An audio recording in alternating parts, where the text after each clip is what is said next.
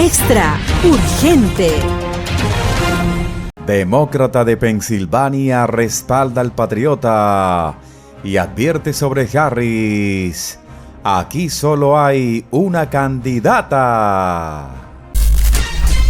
Comienza la votación presencial en Virginia, Dakota del Sur y Minnesota. ¿Cómo puede Harris arreglar la economía que ella misma ayudó a destruir?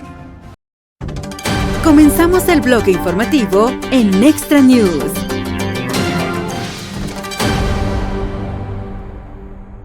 En noviembre, un demócrata de un estado clave prometió apoyar al presidente patriota por su postura sobre el país de Israel, argumentando que el respaldo de un presidente projudío es fundamental para la existencia de la comunidad.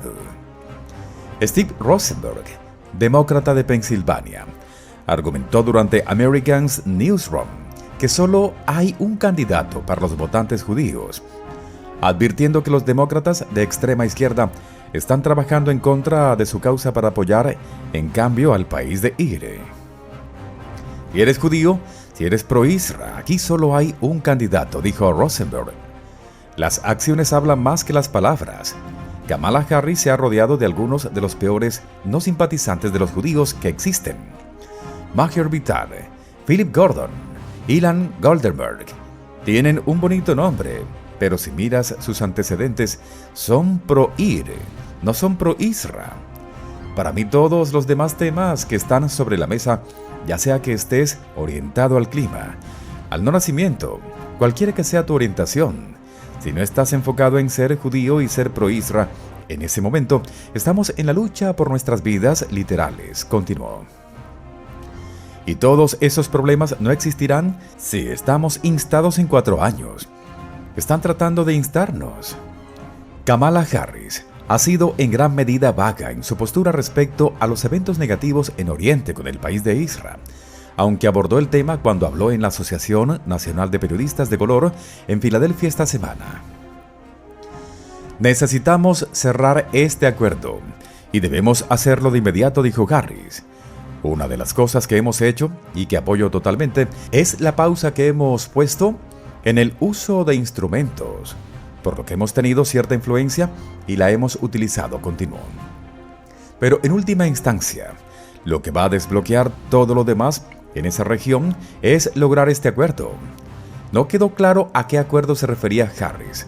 Rosenberg sugirió que no estaba bien de la cabeza por haber sugerido posiblemente una solución de 2 estados, mientras que Perino mencionó que podría haberse referido al acuerdo de los prisioneros. Mientras tanto, Rosenberg argumentó que algunos votantes judíos son reacios a declarar públicamente su apoyo al expresidente. Una encuesta del medio FOX de esta semana indicó que el patriota ha ganado fuerza entre los votantes que valoran el estado actual en Oriente. De los encuestados, el 52% de los votantes confía en que el patriota hará un mejor trabajo en el manejo de esos eventos en Oriente. Algunos tienen miedo de decir que van a apoyar al patriota por las razones que sean, dijo Rosenberg. Y hay quienes todavía dicen cosas como: nunca votaría por un republicano, nunca votaría por el patriota.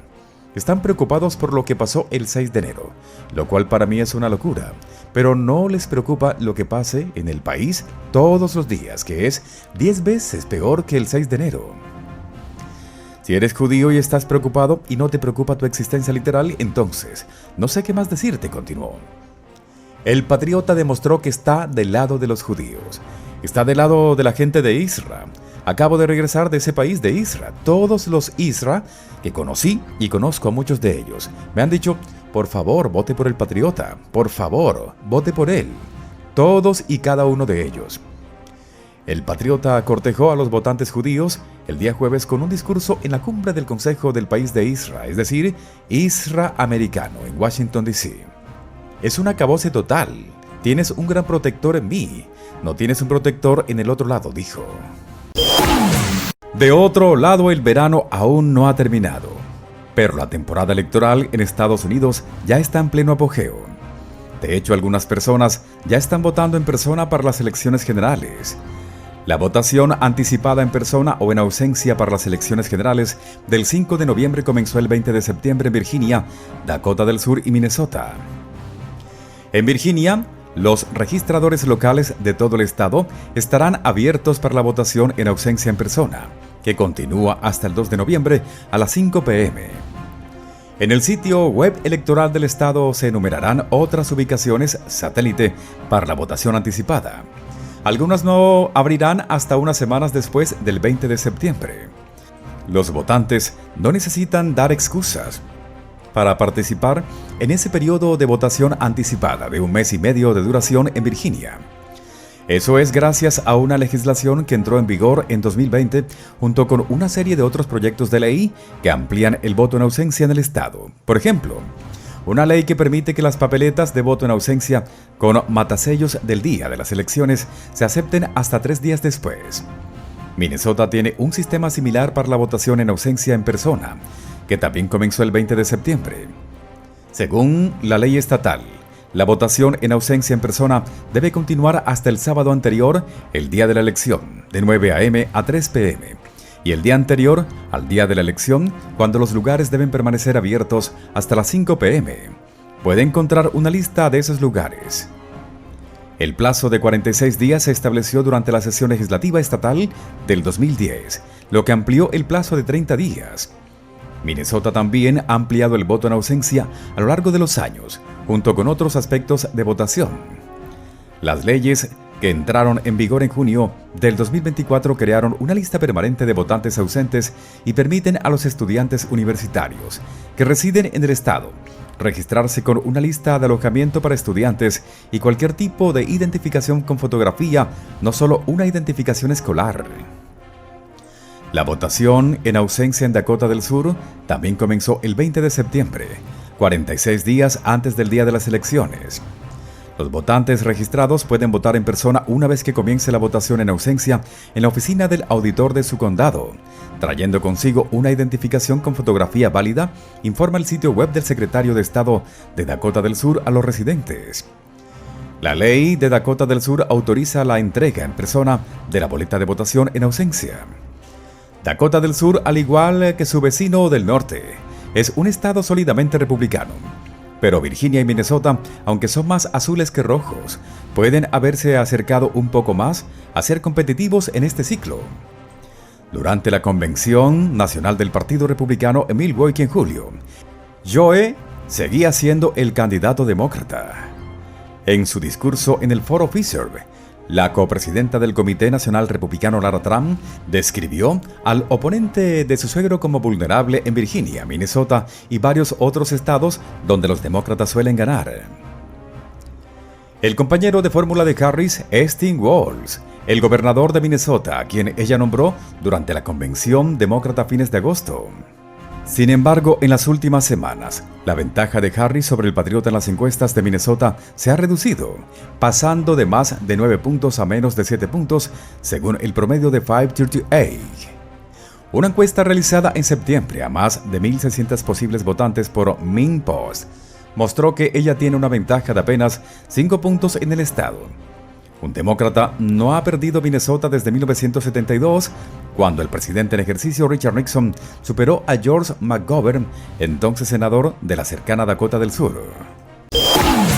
La candidata presidencial demócrata a la vicepresidencia, Kamala Harris, está haciendo campaña con un eslogan de campaña, incluso de pasar a página y adoptar su indefinido plan de economía de oportunidades para rescatar a una nación de una furiosa ola de inflación que está hundiendo los presupuestos de los hogares y las empresas, mientras ahoga a las generaciones futuras en una deuda sin esperanza. El discurso repetido repetidamente por los oradores durante la Convención Nacional Demócrata pretendía que la economía estadounidense estaba tambaleándose, según Barack Obama, o como afirmó Kamala durante su reciente debate en ABC, el patriota nos dejó el peor desempleo desde la Gran Depresión. Joe había argumentado algo similar en su debate. Miren lo que me dejó el patriota, una economía en caída libre. Lo que no se mencionó fue el hecho de que la economía ya había salido de una recesión devastadora inducida por el COVID y había comenzado a recuperarse en ese momento. En febrero del año 2020, antes del brote de COVID, el nivel de desempleo durante el gobierno del Patriota era del 3.5%, el nivel más bajo en más de 50 años. El Producto Interno Bruto ajustado por inflación aumentó a un sólido ritmo anualizado del 2.1% durante los últimos 3 meses de 2019. Los cierres pandémicos que siguieron en gran parte de Estados Unidos hundieron la economía en una recesión, provocando que la tasa de desempleo se disparara en casi el 15%, su peor desempeño en más de 3 décadas. En marzo del año 2020, el Patriota firmó un paquete de estímulo económico de $2.2 billones que incluía pagos directos de $1.200 y un seguro de desempleo ampliado, y luego en diciembre promulgó una segunda ronda de apoyo gubernamental de $900.000 millones. La tasa de desempleo del 14.7% en abril del año 2020 cayó un 10% a fin de año hasta el 6.7%, a medida que gran parte de la economía reabrió y la actividad comercial volvió a algo parecido a la normalidad. Si bien esa tasa era casi el doble de los niveles previos a el COVID, estaba muy por debajo del pico alcanzado justo después del brote, cuando el promedio industrial Dow Jones y el S&P cerraron en máximos históricos. Cuando el Patriota dejó el cargo, el mercado de valores, tan crucial para los planes 401k de los trabajadores, estaba más fuerte que antes del COVID, y en el primer trimestre del 2021, el Producto Interno Bruto del país también lo estaba. Sea que se le haya dado crédito o no al programa de desarrollo de vacunas Operation Warp Speed del Patriota por ayudar antes de que Joe y Kamala ingresaran a la Casa Blanca, la recesión duró solo 2 meses en la primavera del 2020, la recesión más corta jamás registrada en Estados Unidos por la Oficina Nacional de Investigación Económica. Tal vez deberíamos ser indulgentes con él por alardear un poco durante la Convención Nacional Republicana de que nadie había visto nunca una economía como la nuestra antes del COVID, y luego entregamos un mercado de valores que estaba sustancialmente más alto que justo antes del COVID. Cuando Joe firmó su plan de rescate estadounidense en el mes de marzo del 2021, el desempleo ya había caído al 6.1%, en comparación con más del 8% que se había registrado durante casi todo el mandato de Obama anterior al COVID. Sin embargo, no hubo ninguna protesta audible por parte de los demócratas por la alta tasa de desempleo, que no bajó al 6.1% hasta que Obama llevaba 5 años en el cargo, cuando él y Joe se presentaron a la reelección en 2012. El plan de rescate de Joe Harris, que fue aprobado por el Senado con el voto decisivo de la vicepresidenta Kamala y se promulgó cuando la recuperación ya estaba bien encaminada, combinando con beneficios estatales que en un conjunto pagaron a muchos beneficiarios más de lo que habrían ganado si hubieran regresado a sus trabajos anteriores al COVID, tuvo enormes consecuencias inflacionarias. Para competir con la generosidad del plan, las empresas se vieron obligadas a aumentar los salarios y luego los precios. Esto llevó a que la Reserva Federal aumentara las tasas de interés, lo que a su vez derivó en una desaceleración del crecimiento del empleo. Este gasto derrochador de Joe Harris exacerbó las consecuencias inflacionarias del voto decisivo de Kamala Harris para aprobar la ley CARES un año antes, que proporcionaba $600 adicionales al beneficio máximo del desempleo semanal durante 4 meses. A esto se suma el voto decisivo de Kamala Harris sobre el despilfarro presupuestario de la Ley de Inversión en Infraestructura y Empleo de Joe Harris, que incluía $7.500 millones para construir 500.000 estaciones públicas de carga de vehículos eléctricos en todo Estados Unidos, de las que hasta abril solo se habían construido 8. Luego estaba ese proyecto de ley de gasto de 739 mil millones de dólares, notoriamente mal llamado Ley de Reducción de la Inflación, donde una vez más Kamala Harris emitió el voto de desempate en el Senado en el mes de agosto del año 2022. Desde entonces, según estimaciones reunidas por Americans for Tax Reform, el costo de las nuevas hipotecas ha aumentado un 36% en esos 2 años. El costo de los alimentos para bebés se ha disparado un 13%. Las verduras congeladas han aumentado un 14%, junto con importantes aumentos en los costos de la mantequilla, el pan, la harina, los cereales para el desayuno y el transporte. Ahora, atrévase a imaginar las consecuencias económicas futuras si Kamala Harris logra realizar su plan de campaña de gravar las ganancias de capital no realizadas que solo existen en el papel.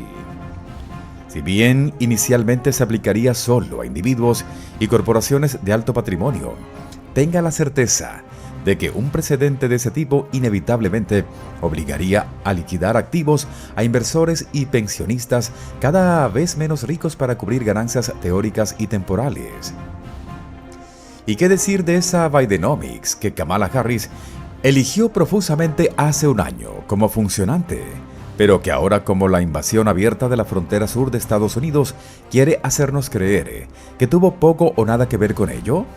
No confíes en tus ojos no reales, ni en los déficits de tus tarjetas de crédito. Ahora se supone que debemos pasar la página de todo eso, olvidar que el historial fallido de Kamala Harris está impreso en toda la página que ella quiere que pasemos, y esperar que una repetición de otro capítulo de las mismas políticas socialistas de gran gasto y dádivas de los contribuyentes cuente una historia más feliz. Muy pronto, vuelve a escuchar las noticias más relevantes en este canal de noticias.